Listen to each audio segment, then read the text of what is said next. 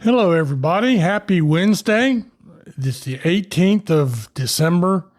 Wow, it's almost Christmas. This is Captain Marty here, and this is the segment and the place where we do a fishing report, and I do have stuff to report. Offshore, inshore, and backcountry. I'll be back to do just that. Boasting phenomenal seafood dishes, a great menu, and waterfront views with deck seating, Striper's Bar and Grill at the Shallowbag Bay Marina in Manio serves a casual, fun-filled dining experience with an Outer Banks flair. With 3 floors to choose from, you're bound to find the perfect seat for you and yours while enjoying great food and fantastic drinks. To see our menu and to catch a glimpse of the beautiful views, go online to stripersbarandgrill.com. Striper's Bar and Grill at the Shallowbag Bay Marina in Manio, where everyone's a VIP.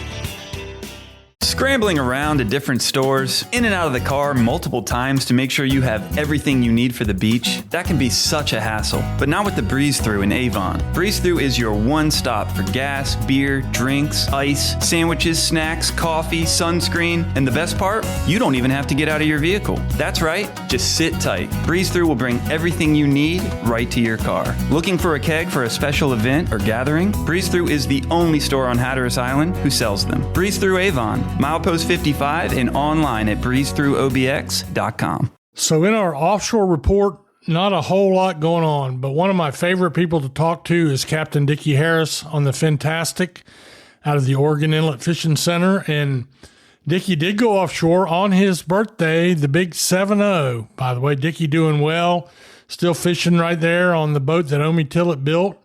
And he got out there. When you're just a few boats, it's a lot harder when you have maybe 100 miles of continental shelf that you could fish up and down to try to find the tunas, the blackfin tuna, the yellowfin tuna, or even the bluefin tunas.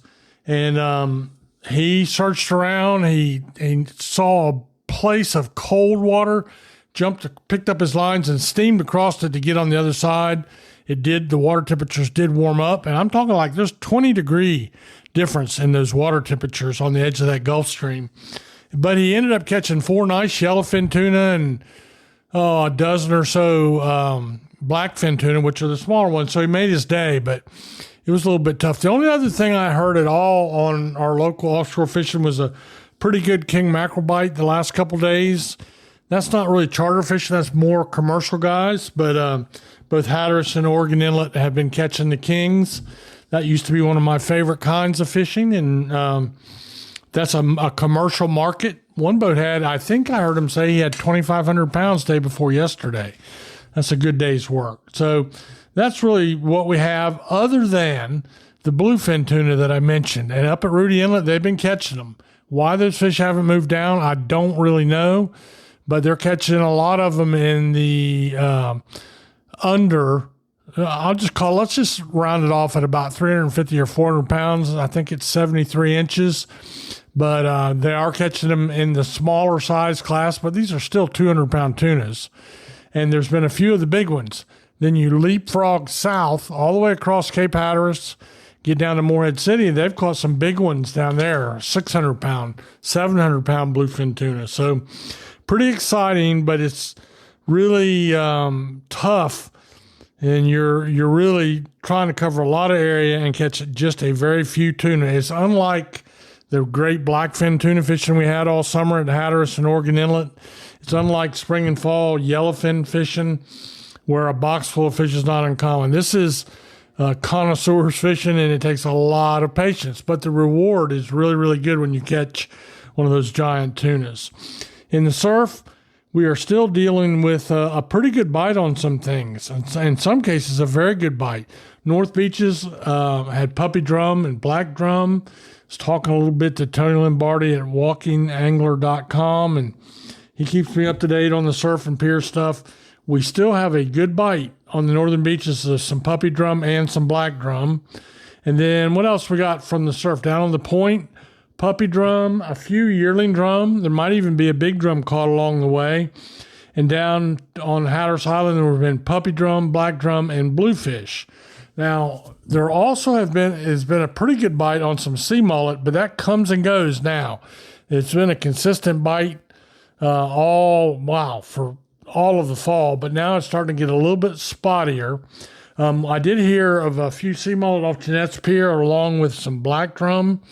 And that pier is still open. I'm not sure if any other piers are open or not, but call, because some of the hours are a little different than the hours that the piers are open in the summertime. So you want to be sure before you drive a long distance to go do that.